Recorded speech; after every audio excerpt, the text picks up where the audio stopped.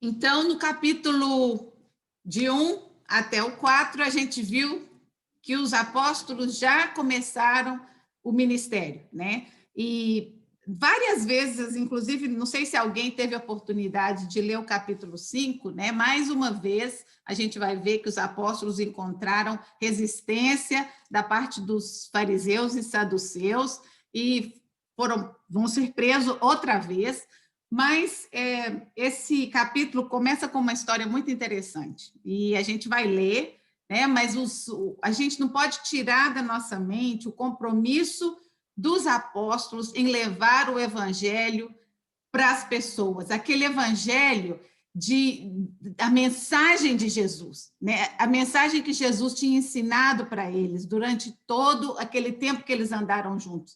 Então, para eles, aquela determinação em obedecer o chamado de Jesus era mais importante do que qualquer perseguição que eles viessem a passar. E é isso que é a mensagem fundamental que a gente vai ver durante todo o livro de Atos. Agora, a pessoa central está sendo Pedro, né? Mas nos próximos capítulos vão entrar outras pessoas, Estevão, Paulo e outras pessoas que realmente tiveram aquele mesmo chamado e foram perseguidos, tiveram muita resistência, né?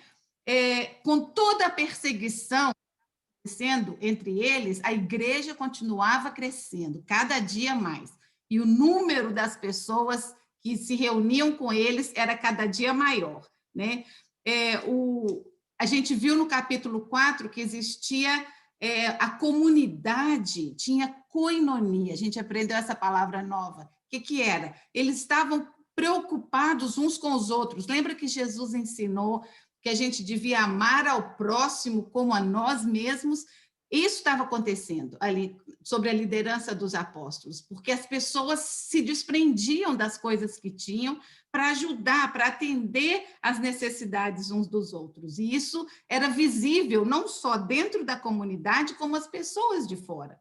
E muitas pessoas eram atraídas a eles por causa disso. Alguns por causa dos milagres ou por causa da mensagem, mas muita gente vinha. Alguns ficavam, outros não queriam nada, né? Não queriam se comprometer, porque era um risco, era como uma sentença de morte, né? Se você decidisse seguir a mensagem dos apóstolos. Então, eu quero pedir a alguém, Ana Pires, você pode ler para mim Atos 5, de 1 a 11, por favor? Não esquece, eu não estou vendo ninguém, então vocês não esquecem de colocar o microfone. Ok. Mas um homem chamado Ananias, casado com uma mulher que se chamava Safira, vendeu um terreno e só entregou uma parte do dinheiro aos apóstolos, ficando com o resto. E Safira sabia disso. Então Pedro disse a Ananias: por que você deixou Satanás dominar o seu coração? Por que mentiu para o Espírito Santo? Por que você ficou com uma parte do dinheiro que recebeu pela venda daquele terreno? Antes de você vendê-lo, ele era seu. E depois de vender, o dinheiro também era seu. Então, por que resolveu fazer isso? Você não mentiu para seres humanos, mentiu para Deus. Assim que ouviu isso, Ananias caiu morto. E todos os que souberam do que havia acontecido ficaram com muito medo. Então vieram alguns moços, cobriram o corpo de Ananias, levaram para fora e o sepultaram. A mulher de Ananias chegou umas 3 horas depois, sem saber do que havia acontecido com o marido. Aí Pedro perguntou a ela: me diga, foi por esse preço que você e seu marido venderam o terreno? Foi, respondeu ela. Então Pedro disse: por que você e o seu marido resolveram pôr à prova o Espírito do Senhor? Os moços que acabaram de sepultar o seu marido já estão lá na porta e agora vão levar você também. No mesmo instante, ela caiu morta aos pés de Pedro. Os moços entraram e, vendo que ela estava morta, Levaram o corpo dela e sepultaram ao lado do marido. E toda a igreja e todos aqueles que souberam disso ficaram apavorados. Então, é uma história chocante, né? A gente vai pensar, nossa, mas isso aí parece muito radical, né? É o que eu tenho sido chamado muito ultimamente, de radical. Mas a gente serve a um Deus radical. Ele não é um Deus que faz negócio ou que, sabe, que faz, que aceita nada que comprometa, né? Então, aqui Paulo, o Pedro disse para eles, Ananias, ninguém te pediu o seu dinheiro, você falou que ia vender e ia dar. Então, seu compromisso não foi comigo ou com a igreja, ou com a comunidade. Você falou foi diante de Deus, né? A propriedade era dele, ele não tinha que ter vendido, ele podia ter falado, eu vou dar uma porcentagem, como hoje em dia a gente dá o dízimo. Então, ele podia ter falado, vou vender, mas eu preciso desse dinheiro, eu vou dar só uma porcentagem. Tudo bem, mas agora você chegar diante do homem falando que você tinha feito uma coisa, mas na verdade era outra, Deus estava vendo, né? E a gente vê aqui um Deus bem parecido com o Deus do Velho Testamento, né? É um Deus que falou para o povo de Israel: se você fizer isso, vai ter isso, se você não fizer, não vai. Então é um Deus de justiça, né? E a gente desacostumou da justiça de Deus depois que Jesus veio e ofereceu a graça, né? Porque o Velho Testamento é cheio de justiça, mas o Novo Testamento veio a graça de Deus, veio o amor de Jesus, né? Veio o derramamento do sangue de Jesus para aplacar a ira de Deus, né? Que devia cair sobre nós assim. Então, eu acho que o povo, os judeus que estavam perto, que conheciam o Velho Testamento, que ainda não estavam muito acostumados com a mensagem dos apóstolos sobre a graça de Jesus, sobre a salvação através do sangue de Jesus, quando viram aquilo acontecer, ficaram cheios de temor. Não é medo, o medo, porque lembra que a gente leu quando leu Provérbios, que fala que o temor do Senhor é o princípio da sabedoria. Então, é aquele temor de respeito, de falar, existe uma autoridade, existe um ser supremo que eu devo respeitar e temer, né? Não é morrer de medo, ficar com medo que ele vai... Não, não é isso. O que é o temor? É quando eu respeito alguém, eu tenho prazer em agradar, eu quero agradar cada vez mais, né? E era isso que as pessoas estavam vendo, estavam sendo atraídas pelos discípulos. Claro que tinha aquelas pessoas que tinham pavor, tinham medo. Por quê? Porque não estavam dispostas ainda a ser transformadas por aquele amor de Jesus, né? Então, existiam pessoas que queriam e não queriam, mas a igreja continuava crescendo. Então, isso era um sinal de que até esse fato chocante de Ananias e Safira foram razão para atrair pessoas ao movimento dos discípulos, né? No nossos, a igreja, né? A igreja, o corpo de Cristo, né? Nos nossos dias existem muitos rótulos, né? Tem igreja de tudo quanto é nome, tem igreja batista, presbiteriana, católica, apostólica, ortodoxa, anglicana, luterana. Existem uma infinidade de rótulos que são colocados nos cristãos, né? Mas segundo a Bíblia, só existe uma igreja. Uma que é considerada a noiva de Cristo. É a igreja que não tem paredes, né? Ela não tem um formato, ela é completamente baseada na fé no único Senhor e Salvador Jesus Cristo. Essa igreja, a gente já estudou sobre isso quando nós falamos do reino de Deus, a gente estudou sobre isso e a gente leu vários versículos onde menciona a igreja como corpo de Cristo, como a noiva de Cristo. E hoje a gente vai ler mais alguns, não sei se a gente leu da outra vez, mas se alguém perdeu, é bom a gente lembrar. A gente nunca cansa de repetir os versículos e as mensagens da Bíblia, né? Andréia, você pode ler para mim isso que está aí? Olha, Romanos, Coríntios. Não esquece o volume. Todo mundo fica de Bíblia aberta aí, hein? Que na hora que eu achar, eu vou pedir para vocês. Romanos 12, né? Isso. Assim como cada um de nós tem um corpo com muitos membros, e esses membros não exercem todos a mesma função. Assim também em Cristo, nós, que somos muitos, formamos um corpo, e cada membro está ligado a todos os outros.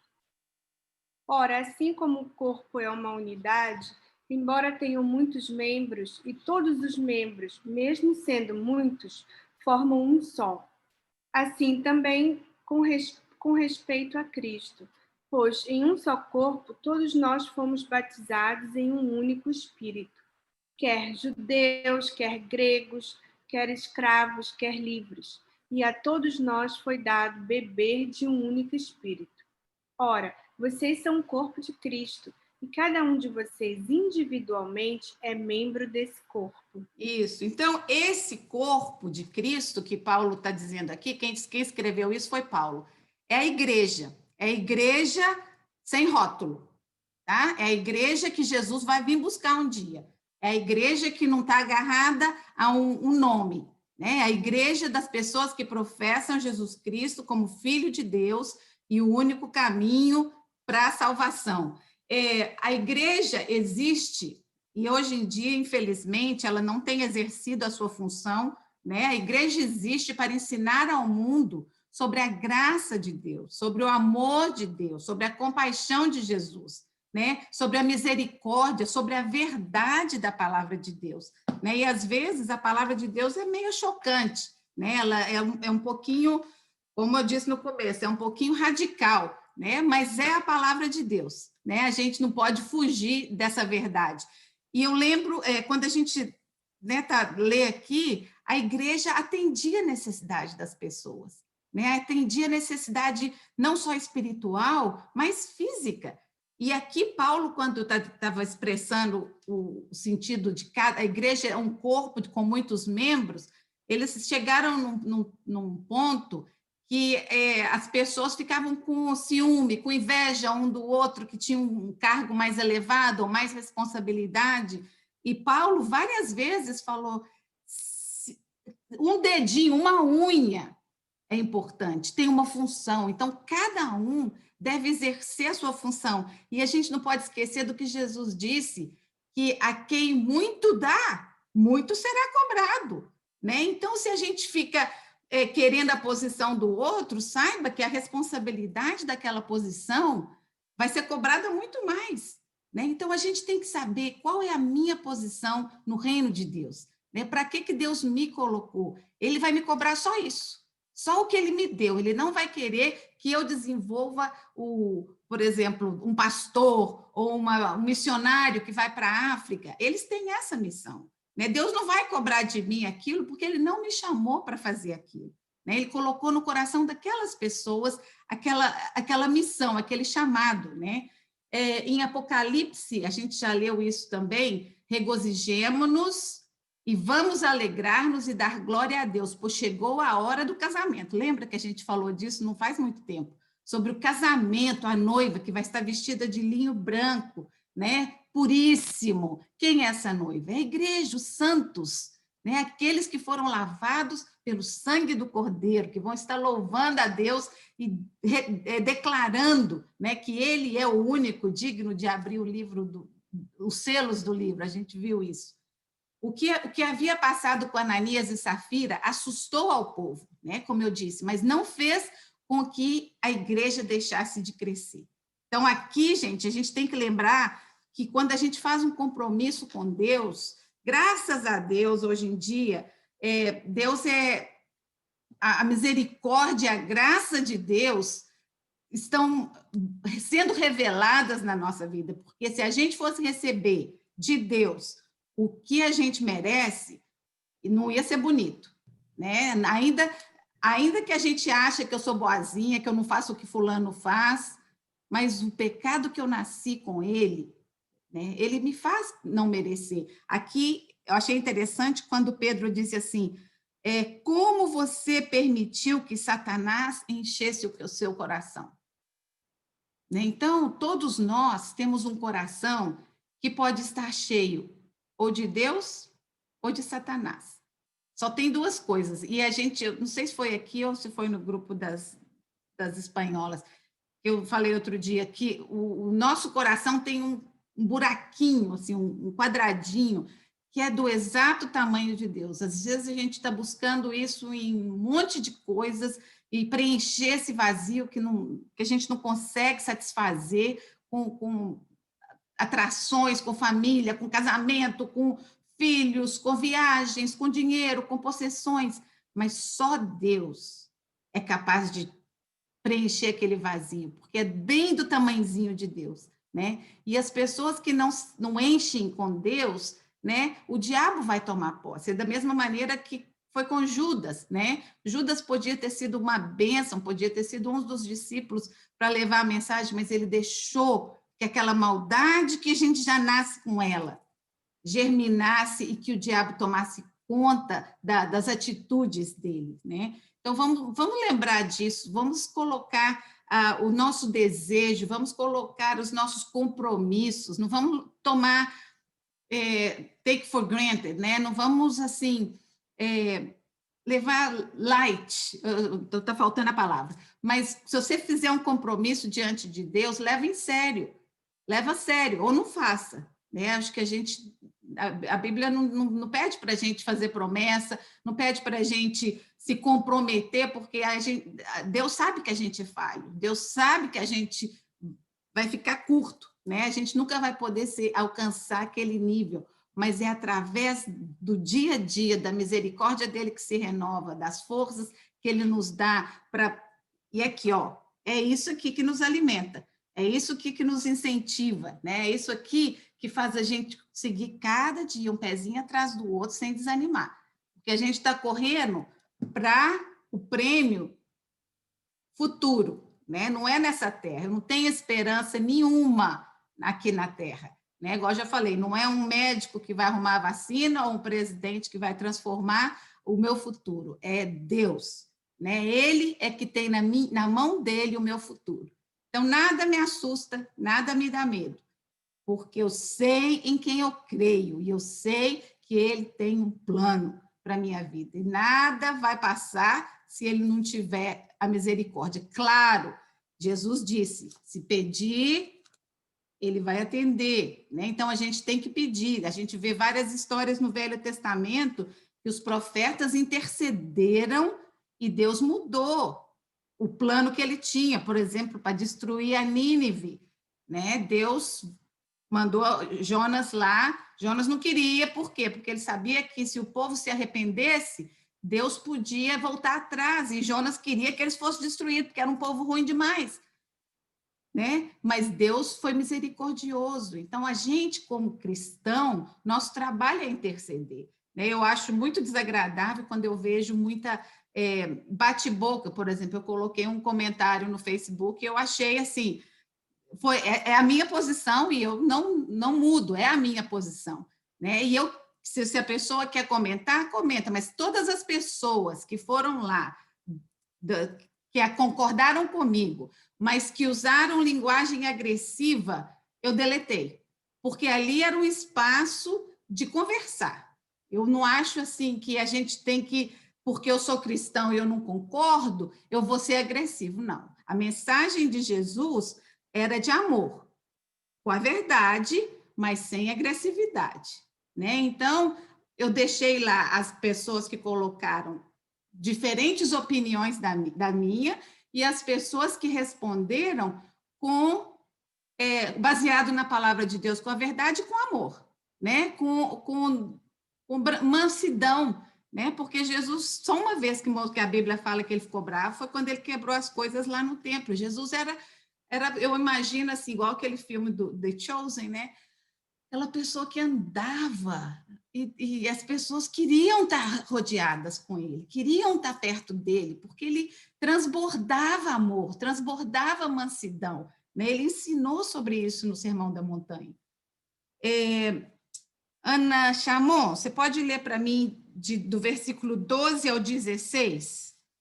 A gente vai ver a resposta da sua pergunta da semana passada. Acho que foi você que perguntou isso.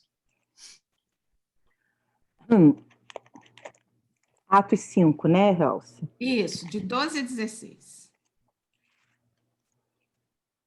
Muitos sinais e prodígios eram feitos entre o povo pelas mãos dos apóstolos, e costumavam todos reunir-se de comum acordo no pórtico de Salomão.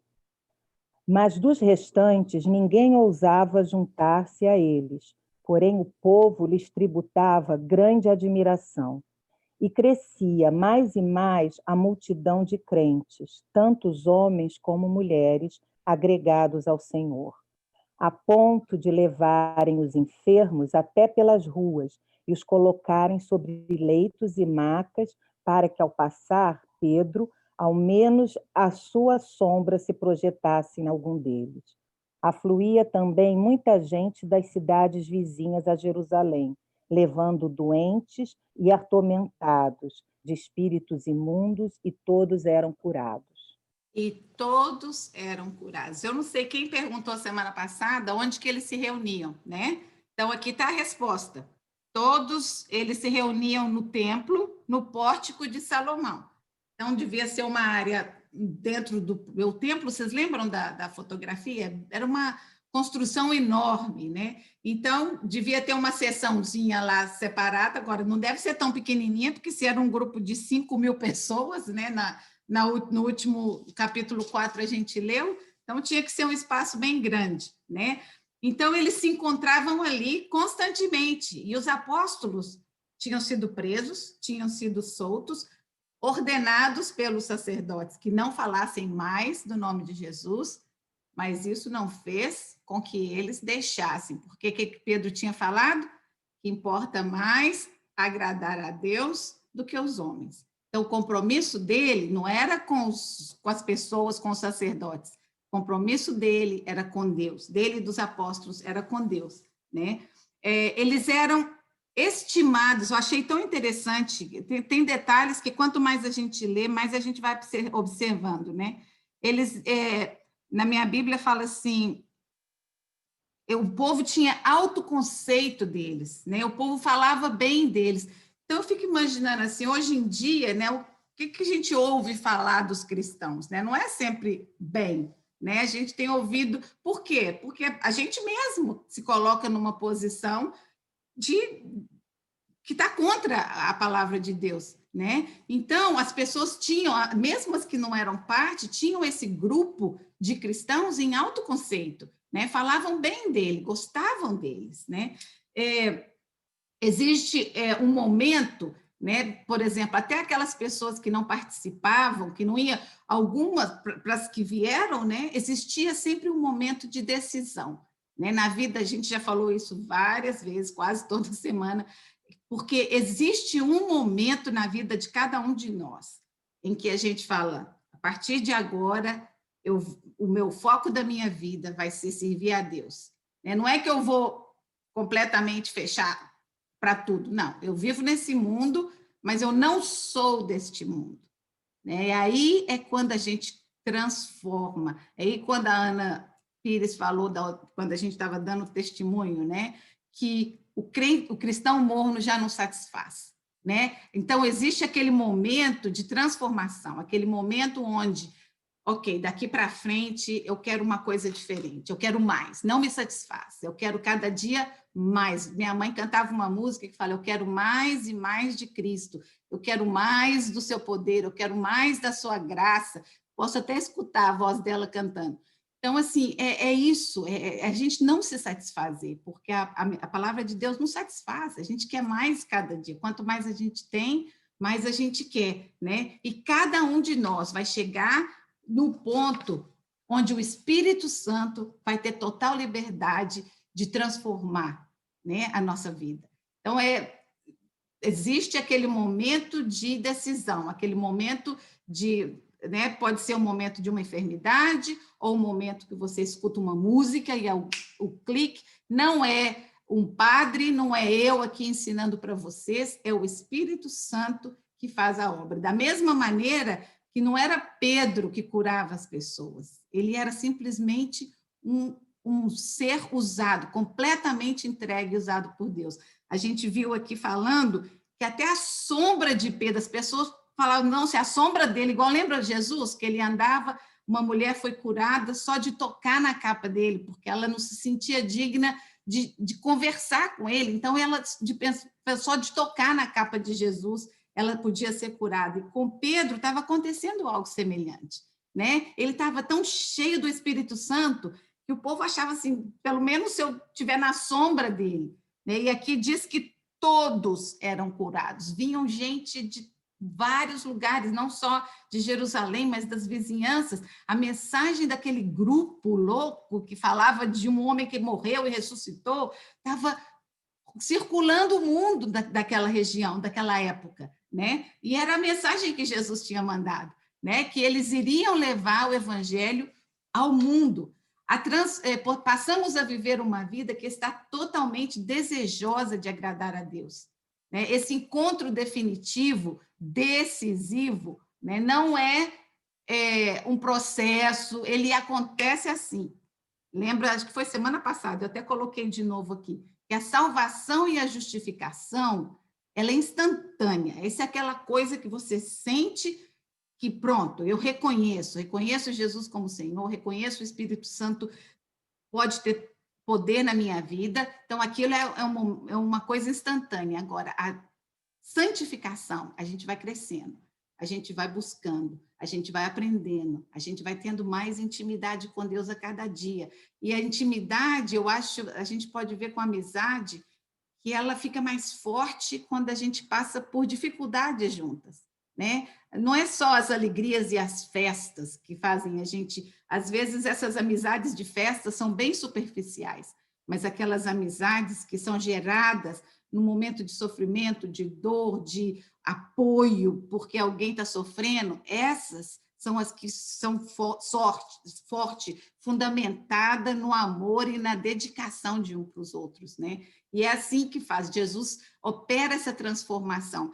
Eu estava conversando com uma amiga, ela se converteu, acho que deve ter uns 2 anos e meio, ela mudou para Houston, não sabia nada, nem no Brasil, nem católica ela não era nada, ela nunca tinha se metido em nenhum tipo de religião. E quando chegou aqui, alguém convidou ela para ir na igreja, e ela foi, e ela e o marido, assim, foi uma transformação linda. E eu conheci, já tinha quase 1 ano que ela estava indo na igreja, mas ela começou a ir no coral. Aí, quando chega alguém que é brasileiro ou hispano, aí já manda para ficar comigo. E a gente desenvolveu uma amizade. Ela é bem mais nova do que eu, tem um filhinho pequenininho, mas a gente desenvolveu uma afinidade muito grande. E semana passada, na outra, a gente foi num happy hour aqui, eu e ela, e a gente estava conversando. E eu achei, na hora que a gente saiu, eu falei, Patrícia, eu acho tão lindo de ver o que Deus está fazendo na sua vida, porque ninguém está te falando que isso está certo ou isso está errado. Ela estava me falando de coisas que ela fazia e achava normal, e que agora nem ela nem o marido se sentiam à vontade de participar com um tipo de conversa, ou uns tipos de reuniões que eles iam de festa. E quando ela estava me falando isso, eu falei, gente, ninguém falou para ela que não é, que está errado. Não tem, né? Porque o cristianismo, eu acho que é tão pessoal, que é uma coisa assim, o Espírito Santo revela, o Espírito Santo vai te mostrando o que é que deve ser feito. E eu achei lindo de ver, pelo menos assim, eu não tenho falado para ela, nunca falei para ela, não, você não deve fazer isso, ou isso, Deus não se agrada.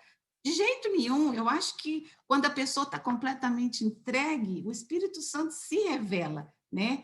O poder do Espírito Santo era tão visível naqueles homens, naqueles apóstolos, né? Que todas as pessoas que se acercavam a eles eram curadas, eram transformadas. A gente falou que a maior cura que pode existir é a cura da alma, né? É a cura, a certeza da vida eterna, é aquela cura espiritual, né, do vírus do pecado dentro da gente. E não só, eles não tinham só isso, mas eles tinham também a cura física. Eu fico imaginando, devia ter muita gente doente naquela época, né, porque é tanta cura que existe aqui. E aí eu fico lembrando, quando eu era menina, a gente nunca teve carro lá em casa, a gente era bem pobrezinho, e a gente andava muito no centro da cidade de Belo Horizonte. E, gente, tinha mendigo e gente aleijado, 3 ou 4 em cada quarteirão, né? Então, assim, hoje em dia a gente não vê isso. Na nossa realidade aqui, que entra no carro, desce no supermercado, no shopping, raramente. Então, eu fico imaginando assim, eu vi mais ou menos esse tipo de necessidade crescendo num país onde existia isso, né? Aqui, eu acho que deve ser difícil as pessoas imaginarem, né? Esses coxos, essas pessoas cegas mendigando pela rua, porque a gente quase não vê esse tipo de coisa. Não é que não tem, eu acho que deve ter, mas a gente não tem esse acesso como a gente tem no Brasil, quando você tem que trocar 3 ônibus, né? Tem que passar no centro da cidade, trocar de um ônibus, pegar o outro. Então, assim, era muito viva para mim aquela... Então, quando eu escuto, quando eu leio na Bíblia, essas lembranças vêm na minha mente outra vez, essa lembrança da minha infância, dessas pessoas que realmente necessitavam de uma cura, necessitavam de um milagre na vida deles, né? E aí dá para entender um pouquinho por que era tão importante a comunidade apoiar financeiramente, né? Porque existiam aqueles que se convertiam que não eram os coxos e os aleijados e os mendigos, né? Existiam pessoas com posição econômica que se convertiam. E essas eram essas pessoas que sustentavam aqueles que eram mais carentes. Pedro, isso aqui é importante, o poder do nome de Jesus era o que fazia tudo isso. E esse poder ainda existe. Esse poder ainda, hoje, nos nossos dias, pode operar milagres e tem operado milagres. É só a gente crer e receber a autoridade do poder do nome de Jesus. Você consegue, por um instante, imaginar o poder de Deus atuando na sua vida de uma maneira tão evidente e impactante que as pessoas quisessem vir ficar pertinho de você só porque se sentem bem, sentem que Deus está presente? Deus chamou a cada uma de nós para sermos bênção em diferentes maneiras, como o corpo de Cristo, cada membro, cada dedinho, cada olhinho, cada boca, cada nariz tem uma função. Como eu estou desempenhando a minha função? Aquela missão que Deus colocou nas minhas mãos, né? Eu sou bênção para as pessoas à minha volta, ou quando as pessoas chegam, eu estou falando mal de alguém, ou eu estou instigando, ou eu estou reclamando, né? Então, vamos pensar nisso. Como que as pessoas se sentem quando estão à minha volta? Né? Eu tenho refletido muito nisso, eu já dividi com vocês, eu tenho querido cada dia mais que o Espírito Santo me revele, porque eu só posso trabalhar nas áreas que o Espírito Santo me revelar.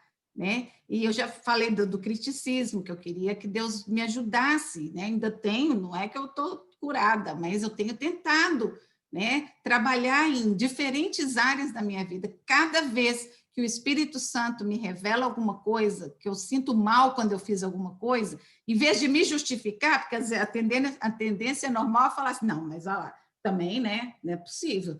Olha só, eu tenho que falar, eu tenho que criticar, olha se tem base, né? E não é assim, é eu aceitar, Deus, é isso que eu não quero mais, é isso que eu quero tirar do meu coração, é isso que eu quero tirar da minha mente. Então, é essa constante aprendizagem, né, de melhorar quem eu sou, né? Não é um trabalho de mente, é um trabalho de espírito. Existem muitas religiões, como o budismo, o hinduísmo, né, que acreditam no poder da mente, que você tem o controle. Não, eu não tenho nenhuma possibilidade com os meus esforços. É só através de Deus e do Espírito Santo que eu posso ser transformada. Eu posso camuflar, eu posso ignorar, eu posso fazer de conta que não existe, né? Com o poder do meu pensamento. Mas se não existir a cura divina dos traumas e das coisas que a gente não consegue perdoar, se não existir aquela cura interior, a gente pode camuflar, mas uma hora ou outra a panela de pressão vai explodir. né? Então, é só o Espírito Santo que pode nos levar a esse nível de comunhão com Deus, que dá prazer, que dá alegria e que quer agradar. Pedro, né? A gente imagina, Pedro foi o discípulo que mais pisou na bola, né? Depois de Judas, né? Judas a gente não conta. Mas Pedro negou a Jesus, né? Mas olha só como ele tinha se arrependido e Deus transformou aquilo em bênção, né? Olha que coisa que Deus estava fazendo na vida de Pedro, através da vida de Pedro. Então, todos nós somos imperfeitos, todos nós temos as nossas falhas, mas é o poder do Espírito Santo em nós que é capaz de atuar, de mostrar a vida de Jesus. É necessário o desejo de conhecer não apenas a palavra de Deus, mas o Deus da palavra. Porque tem muita gente que conhece historicamente a Bíblia, né? Mas e o Deus da Bíblia? Eu conheço, eu tenho intimidade com ele, né? Eu converso com ele, né? Eu converso com ele todo dia, mesmo se eu não estiver precisando de alguma coisa. É isso, né? Essa intimidade com o Deus da palavra. Deus quer que mostremos ao mundo que ele é quem transforma o pecador para a sua glória. Não é nem para a glória. Pedro não quis receber nenhuma honra, nenhuma glória. Lembra que ele até pediu para ser morto, porque eles foram crucificar, e diz a história que ele pediu para ser morto de cabeça para baixo, porque ele não se julgava digno de ser morto como Jesus. E a gente vai ver ainda aqui nesse capítulo que Pedro, eles se sentiam orgulhosos de estar sofrendo por Jesus, gente. Orgulhosos de merecer sofrer pelo nome de Jesus. Imagina, a gente aqui morrendo de medo do comunismo e do socialismo chegar, e eu falo, por quê? Por que eu sou melhor do que Pedro? Se Deus quer que a gente passe por uma coisa difícil, através, na minha vida, né? Eu estou preparada, eu não tenho medo, porque eu sei que Ele está na frente, né? Que eu sei que Ele está no controle. Nossa missão como Igreja de Cristo é exaltar o seu nome e continuar fazendo com que a sua fama, a fama dele, se propague. Né? Os discípulos estavam fazendo Jesus famoso, tão famoso que hoje, mais de 2000 anos depois, a gente continua estudando, falando sobre ele e querendo um relacionamento com ele. Né? E é assim que a gente deve continuar a fazer Jesus famoso. Ele é o único que deve receber a nossa glória e o nosso louvor. O poder de Deus é real e continua a atuar milagrosamente. O maior milagre de todos é a transformação de um pecador, perdido e sem esperança, em filho de Deus, através do sangue de Jesus. Isaías 26, eu estava lendo a Bíblia essa semana e esse versículo ficou bem forte no meu coração. Porque às vezes a gente fica sem paz, né? A incerteza com esse ano de 2020 está sendo um ano assim pesado, que está tirando a tranquilidade, está tirando a paz, está tirando todo mundo da rotina, do que a gente imaginava que era normal, né? Hoje em dia já não existe. Então, esse versículo falou muito forte ao meu coração. Ele diz assim, Isaías 26, 3, 4, depois 8 e 9. Tu, Senhor, guardarás em perfeita paz aquele cujo propósito está firme. Não é todo mundo, tá? Não é o mundo inteiro, é aquele cujo propósito está firme porque ele confia em ti. Então, Deus, a promessa de Deus é para aqueles que confiam nele, né? Confiem para sempre no Senhor, pois o Senhor, somente o Senhor, é a rocha eterna. Ó Senhor, nós seguimos o caminho das tuas leis e em ti pomos a nossa esperança. O nosso maior desejo é conhecer-te e pensar em ti. Com todo o meu coração, quero estar contigo de noite e de dia também. Com todo o meu ser, procuro conhecer a tua vontade. Essa é a minha oração. com todo o meu coração, com todo o meu ser, eu quero saber a vontade de Deus para a minha vida. Pois quando julgas e castigas o mundo, os seus moradores aprendem o que é justiça. Então, esse é o Deus que um dia vai vir como juiz. Agora, ele está oferecendo graça e misericórdia, mas um dia ele vai vir como juiz para julgar, né? Então, que cada uma de nós esteja preparada para esse dia, esteja preparada para receber de Deus aquela mensagem que a gente viu lá em Mateus, né? Bem-vindo, servo fiel, entra no gozo do teu Senhor, né?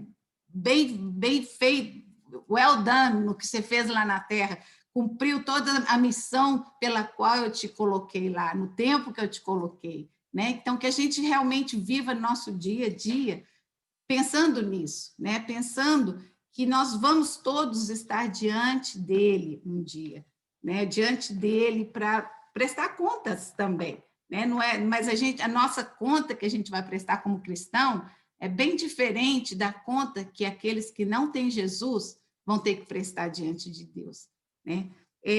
Nós vamos ler só mais esse de 17 a 21, que é curtinho, e não tem muito o que comentar, porque outra vez eles foram presos. Então, quem pode ler aí para mim? Jória, está com a Bíblia aberta? Tô. 17 a 21, né? É.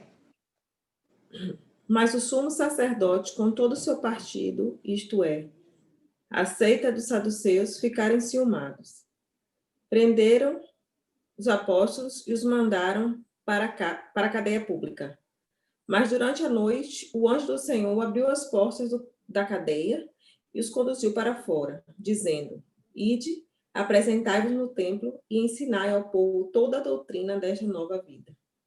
Tendo ouvido isto, eles se dirigiram de madrugada ao templo e começaram a ensinar. Então, olha só, gente. Por que os saduceus e fariseus estavam perseguindo?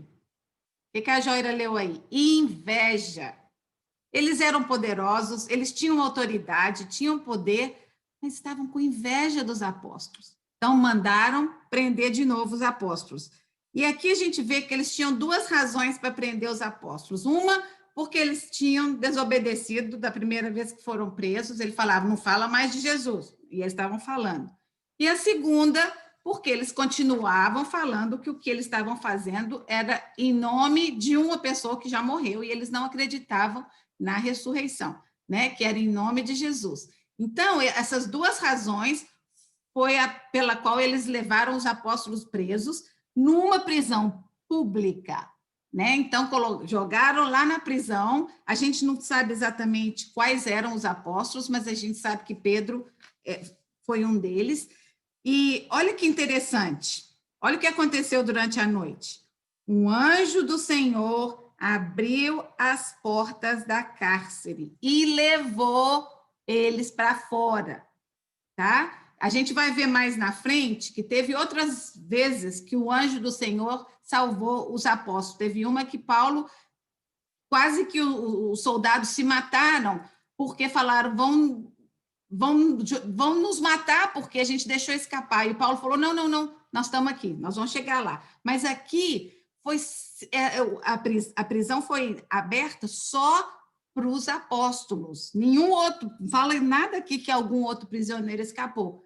Porque de manhã o soldado foi lá buscar e os apóstolos não estavam, não falou que mais gente tinha fugido, né? Então aqui, olha só que lindo que eu achei isso aqui. Olha, o Senhor abriu a porta e disse, dirige ao templo e relatem ao povo toda a mensagem dessa vida. Os anjos não falaram, agora vocês vão ficar escondidos ali, naquele canto, até que essa poeira baixe, até que esse povo esqueça de vocês. Não, volta lá para o mesmo lugar que você foi preso e continua pregando. Então, aquela foi uma reafirmação aos discípulos de que realmente eles estavam fazendo o que Deus tinha chamado para eles fazerem, né? E nada disso intimidava, nada disso fazia com que eles tivessem medo. Isso, sabe, isso me dá tanta esperança, me dá tanta alegria, né? Ao amanhecer, eles entraram no pátio do templo, como haviam sido instruídos pelo anjo do Senhor, e começaram a ensinar outra vez. Aí a gente vai ver na semana que vem, que o sumo sacerdote não gostou, né? Vieram de novo.